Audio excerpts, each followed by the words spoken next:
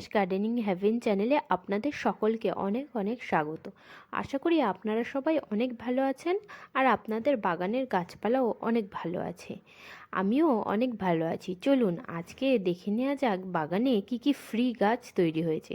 Free গাছ বলতে আপনারা আপনারা যারা কিচেন ওয়েস্ট থেকে সার তৈরি করেন, কম্পোস্ট তৈরি করেন, তারা জানেন যে ওই যে সারের মধ্যে যে সবজির খোসাগুলি আমরা দিয়ে থাকি সেগুলি থেকেই অনেক সময় জার্মিনেট হয়ে প্রচুর পরিমাণে চারা তৈরি হয়।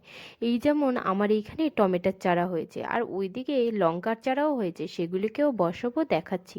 তার আগে দেখুন এই যে পিটুনিয়া চারাগুলি যেগুলো কদিন আগেই বসিয়েছিলাম সেইগুলো বেশ কিছুটা বড় হয়ে গেছে। তো দুটো বাটি রেডি করে নিয়েছি, তার মধ্যেই এই দুটো গাছকে বসিয়ে দেব। পিটুনিয়া এ গাছের আমি কোনোদিনও দানা ছড়াই না। বেশ 4-5 বছর আগে আমি পিটুনিয়ার দানা অনলাইনে অ্যামাজন কিনেছিলাম, আর সেই দানা থেকে যে গাছগুলি হয়েছিল সেগুলি নর্মাল হাইব্রিড পিটুনিয়া যেগুলো আমরা নার্সারি থেকে চারা কিনে নিয়ে আসি সেগুলোর মতো না, একটু দেশি ভ্যারাইটির। এই গাছের স্টেমগুলো একটু শক্ত হয় আর গাছগুলো একটু লম্বা হয়। আর কালার বলতে ওই সাদা আর একটু বেগুনি পিঙ্ক রঙের একটা কালার হয়। তাছাড়া অন্যান্য আমরা যে পিটুনিয়া প্রচুর কালারফুল দেখি সেরকম কিছুই নয়। এগুলি দেশি ভ্যারাইটি আর এর ফুল ফুটতেও অনেকটা দেরি হয়। তো সেই দানায় প্রত্যেক বছর ফুল হয় আর ওখান থেকে দানা মাটির মধ্যে যে পড়ে থাকে সেখান থেকেও প্রচুর পরিমাণে গাছ হয়। তো 4 বছর আগের কেনা ওই দানা থেকে এখনো পর্যন্ত প্রত্যেক বছরই আমি পিটুনিয়ার গাছ লাগাচ্ছি আর প্রত্যেক বছর প্রচুর পরিমাণে ফুল হয়। ওইদিকে ওইটার গোড়াতেও প্রচুর পিটুনিয়ার চারা ছিল।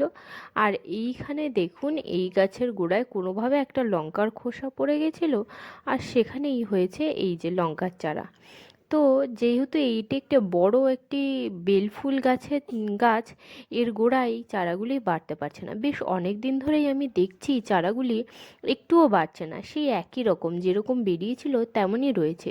তো এদেরকে তুলে নিয়ে আজকে অন্য জায়গাতে লাগিয়ে দেবো ভাবছি। এইখানে মোটের উপরে 4টি চারা রয়েছে ছোট ছোট। চারাগুলি বাড়তেই পারছে না এর মধ্যে, কারণ আপনারা জেনেই থাকবেন যে বড় গাছের গোড়ায় ছোট গাছ হতে চায় না। তো বড় গাছের গোড়ায় ছোট গাছ হয় না আর এই গাছগুলি বাড়তে চাইলেও বাড়তে পারছে না। আর এই গাছের গোড়ায় সামান্যতম রোদ্দুরও পাচ্ছে না, আর শিকড় হয়তো ওই গাছটা রুট বাউন্ড হওয়ার কারণে এই ছোট গাছগুলো শিকড়ও ভালোভাবে বাড়তে পারছে না। তো গাছগুলিকে আজকে গোড়া থেকে তুলে নিলাম। এবার এইখানে যে মাটি তৈরি করা আছে, এখানে একটা বালতির মধ্যে সবথেকে বড় যে চারাটা সেটাকে এর মধ্যে বসাবো, আর বাদবাকি 3টে ওইদিকে জমিতে বসাবো। এই দেখুন এই যে চারাটি, এই চারাটি এখন সব থেকে বড় এখানে 4টি চারার মধ্যে। এটাকে এরকম একটি ছোট্ট গর্ত করে নেব আঙুল দিয়ে, তারপরে এটাকে বসিয়ে দিয়ে গোড়াটিকে হালকা করে চেপে দেব। দেওয়ার পরে পরে আমি এর মধ্যে জল দিয়ে দেবো হালকা করে। এই দেখুন একটু গোড়াটিকে চাপিয়ে নিলাম। এবার এই 3টি চারাকে নিয়ে আমি আর কোথায় লাগাবো, আর তো কোনো জায়গা নেই, তো ওই জমির মধ্যে সাইডে করে লাগিয়ে দেব। যখন একটু বড় হয়ে যাবে চারা তখন একে আমরা অন্য কোনো পাত্রের মধ্যে ট্রান্সফার করে দেব। এই দেখুন এই যে জমিটা আছে এর মধ্যেই আমি ছোট্ট ছোট্ট করে গর্ত করে তার মধ্যে গাছগুলিকে বসিয়ে দেব। আর বাড়িতে লঙ্কা গাছ করা খুবই সহজ। বাড়িতে আমরা খাওয়ার জন্য যে শুকনো লঙ্কাগুলি কিনি সেই শুকনো লঙ্কাকেই একটা বাটির উপরে হালকা করে দানাগুলিকে ছিটিয়ে দিয়ে ওপরে একটা লেয়ার মাটি চাপা দিয়ে আর জলের ছিটে দিয়ে 10 দিন যদি আপনি রোদ্দুরে রেখে দেন তাহলেই ওই দানা থেকেই চারা বেরিয়ে যায়।